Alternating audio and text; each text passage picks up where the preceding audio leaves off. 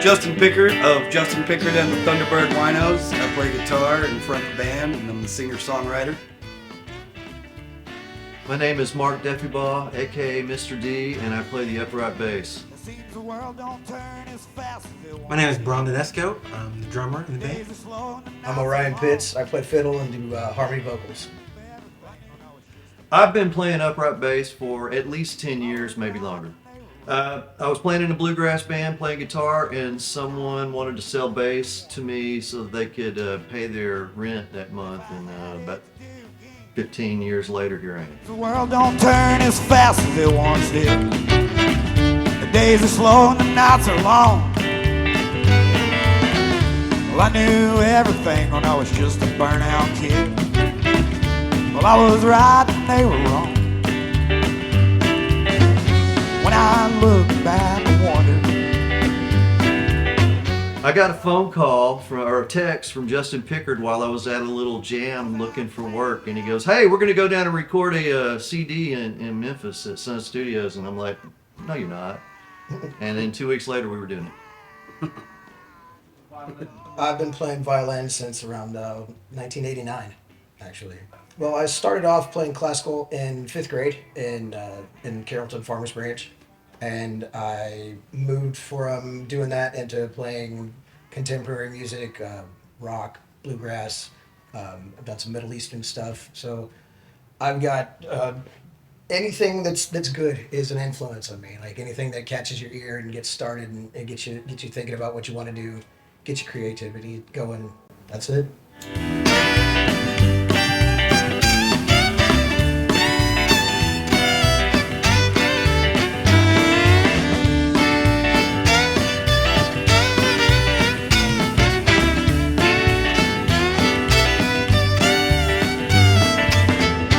Got up late. I got connected with Justin back probably a long time back at a place called O'Reilly's, and he was doing he'd be one of the musicians that came out for an open mic that we all did. Free Beer Monday. Free Beer Mondays, yeah, and it just kind of happened from there. We've started playing music off and on throughout the years, and then about 5 or 6 years ago, we started doing this full time and going just all the way. I've probably been playing drums since I was probably about 5. I grew up in church. My dad was a pastor, so that's what I did. I've been playing with this guy Justin for Staring at my butt for how long? 20 years now. We got started Lucky. in a little band called Sidekick Mafia back in the day, and just been doing it ever since. So it's been a blast.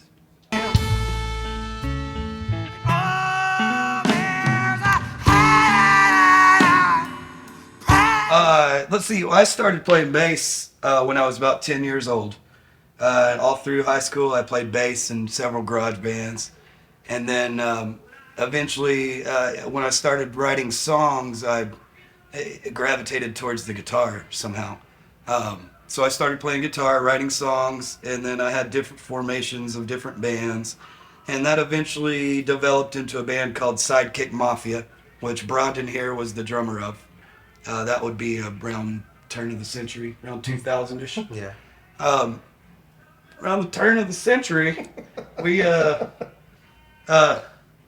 let's see, that Sidekick Mafia happened, and that band kind of disbanded in 2012, where I started doing more solo stuff, and then ended up doing a solo record, which Brandon was on. We had several different drummers and a hodgepodge of different musicians for every song, so I was in a weird place and didn't know my band. And then so that was Justin Pickard, and I started doing a lot of solo shows and then some full band shows here and there, and I would just hire whoever. And that turned into a more regular thing. Orion came along, and then we went through a few different bass players, and then eventually landed on Mark, who was actually subbing for us first. for many years. And then when it came time to go to Memphis, like he said, I called him and said, "Hey, you want to go to Memphis next week and record?" And he thought I was joking, but Yeah, I we thought- did it, and here we are. So this is, the Thunderbird Winos. So when we recorded at Sun Studio, it was a lot bigger than I thought it would be. Everybody told me how small it is. They're like, "Oh, you're going to Sun, it's tiny." And it was not tiny. I don't know what they think we're used to. But it was a pretty good size. I stood right where Elvis stood, We used all their old mics, those ribbon mics and stuff. We Where used did I stand? the original slapback. I don't know where I wasn't paying attention to you. But we did it all acoustically. I plugged into an old 50s guitar amp. It was a 50s Gibson, one of the GAs. But let's see, the fiddle was just acoustic mic'd. The bass was acoustic mic'd. You didn't plug into it. Right. The vocals, I didn't use headphones, so I just sang in the room. And we kept the guitar amp real low. My guitar's real quiet, but I wanted an amp sound, the 50s, because I use a 50s guitar with a 50s pickup through a 50s amp. So I thought it was pretty legit. So we just kept the amp volume low, and Brundon didn't play too hard, and I just sang into the air. I think you guys used headphones, right? Mm-hmm. But I didn't use headphones. That's why we got all the cool pictures of me. I mean, we've done stuff with 1100 Springs. They're a big influence and kind of like the Rev, and always have been on me. We played with Shooter Jennings at the Gas Monkey. That was a good deal. Mm-hmm. Who else am I leaving out? What else did we do? That's it? Okay, so playing in the Meyerson Symphony Center is really cool. The first time I saw an actual non-symphony band in here, it kind of put the idea in my head. I saw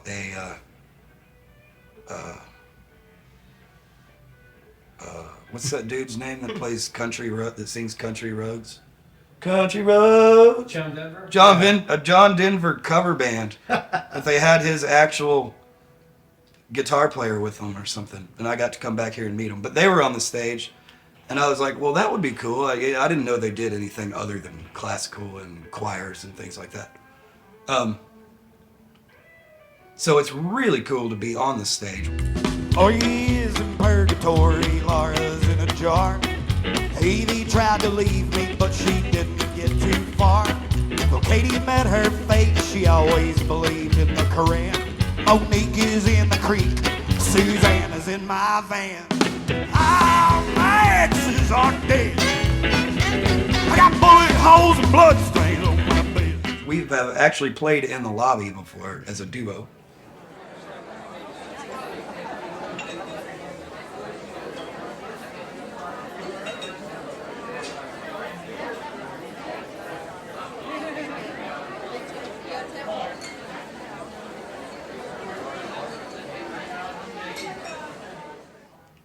And that's how we got connected with Kim Bergen, who booked the thing. I was in the middle of shopping for venues, and she just happened to call me. I was like, well... It's kind of cool. I always knew that I would be on stage at the Meyerson somehow. I never, in my wildest dreams, thought that I would be playing rockabilly. So that's pretty damn awesome, if you ask me. But yeah, it's crazy. I've been coming here since I was a little kid, sitting up in the top balcony, watching the first violins, and just listening to everybody, thinking about how cool it would be to be on that stage and say, yeah, and get to cuss in front of everybody on the stage. But I mean, I'm here, we're doing it, and so yeah, we'll see where it goes from here. Jesus. My favorite album of all time is probably not going to be anything related to this, and all time would probably be the first one I bought, which was Kansas Point of No Return. I just never could find a bunch of friends that wanted to play that kind of music. It was too complicated. What I liked about it back then was it was the mixture of the sounds I heard in church, the piano and the organ, with a rock band, and it was all these questions about what is the meaning of life, and I guess, I don't know, somehow that resonated with me as a little kid. My favorite album of all time is the Memphis recordings by Justin Pickard and the My favorite album, believe it or not, is George Strait. George Strait. Man, I just like how back then the songs told stories, and as a kid, that's just what we did. I mean, I like it. My favorite album of all time would have to be Simon and Garfunkel Live in Central Park. Because I really loved the harmonies. I liked the fact that it wasn't necessarily anything that was completely sanctioned by everybody. There was probably lots of crazy things going on this, like in the crowd, as well as crazy things happening on stage while they're trying to sing, and winds blowing them off the top of the buildings, and it seemed like everything that music should be was happening at that moment. So that's why I love it. Simon and Garfunkel fans mixed with Kansas fans. Totally not. I think I need to get another band. George Strait's good though. The band, to somebody who's never heard it before, the way I would describe it is rockabilly Americana. Americana is a mix of country and rockabilly and rock and roll and western swing and blues and bluegrass, and that's really what we do is Americana. Now what Americana has become, the newer Americana bands, or what they're calling Americana, is not really what we do. But the definition of Americana is what we do, and we're definitely rockabilly. But we're acoustic rockabilly, I don't use a Gretsch, a hollow body. I use an acoustic guitar. And we have a fiddle, and we're a little honky-tonky and a little western swingy and a little folky sometimes and singer-songwritery. But we're also rockabilly. When I think about Elvis Presley, I think about my mom, and she had a big collection of Elvis Presley records, but my uncle took them and they melted in the sun one day, so I never got to hear him. But all the time, Mom was talking about, Elvis the Pelvis, when she was a kid, because she grew up in the 50s. So it makes me think about my mom and the music that she grew up with. Elvis Presley was one of the greatest performers of all time. He was an amazing singer, and he had a huge, wonderful personality that just came through in everything he did. If you listen to interviews and him joking around and accidentally falling off the stool or whatever, it's just his personality came through, and that's a big influence on me. I like to just remember not to get too heavy and keep it light, and let my goofy personality shine through in what I do, and he did that very well. And he was a wonderful entertainer. Now, he didn't write songs, but hell, neither did George Strait. But man, what an entertainer. Man, when I think about Elvis, I think about dedication, because that man, I mean, it took a lot to get where he even got to get started, but he never gave up. So that's kind of how I think about Justin. We come a long way, and man, he's never given up. So I'm always right there behind him, support him. So. Elvis Presley. When I think about Elvis, I think about all the stories my mom used to tell about the time she was on a parade float in Jackson, Mississippi with him. So I would hear all sorts of stories about how every time that they saw him come through, they'd go and see him.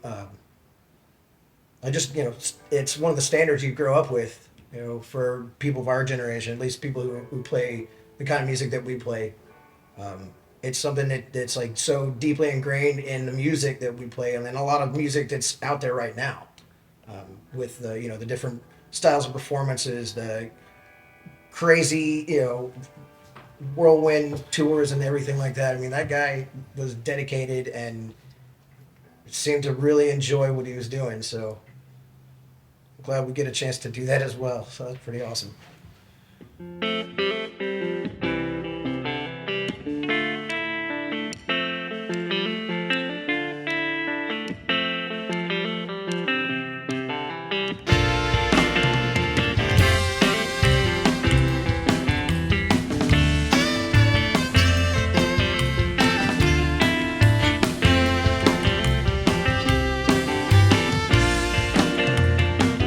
Hollow as the moon, gone sun. Hear the flash of light with marks of truth, like a bullet from a gun. Hey, this is Mr. D, and we're getting ready to play a show tonight. We're gonna rock the pants and knock the billy right out of you. It's Justin Pickard, and you could come see us burn the down. Hey, this is Rhonda, and we're going to be playing at the Meyerson Symphony tonight, so come check us out. We're going to rock the house. Hey, I'm Orion. I play the violin, fiddle. We're at the Morton Meyerson Symphony Center, and Hey, I'm Justin Pickard. Check out our new record, The Memphis Recordings. Justin Pickard and the Thunderbird Winos. I'm Justin Pickard. And We're the Thunderbird Winos. Get the Memphis Recordings. Right here.